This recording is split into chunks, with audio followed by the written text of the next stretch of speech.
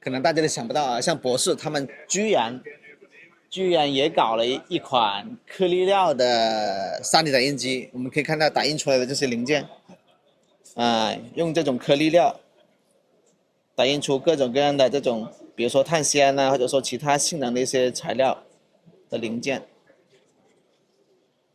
打的效果还不错。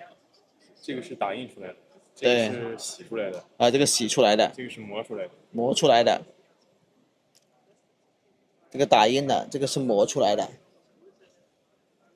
不过它就应该是先打印吧，先打印出来，做不同的表面处理，对吧？相当于自加工。对啊，就用不同的这个加工的手段对它的表面进行处理嘛，对吧？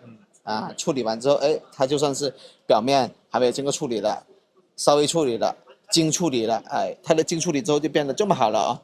你看，它表面非常好了。这个的话就更好了。是抛光的。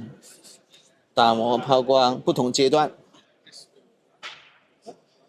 所以说，当用户拿到了这种零部件的话，可能根本都看不出是 3D 打印的，看不出是打印的。来，我们看看博士的这款设备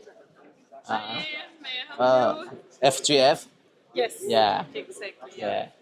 So，他们整个喷头结构啊，我们可以看到整个打印平台啊，都有自己独特的设计。它整个结构，看它里面设计真的非常复杂。像博士他们的控制啊、系统啊、机械啊，就做得很好的情况下，他们所设计出来的产品呢，变得与众不同啊。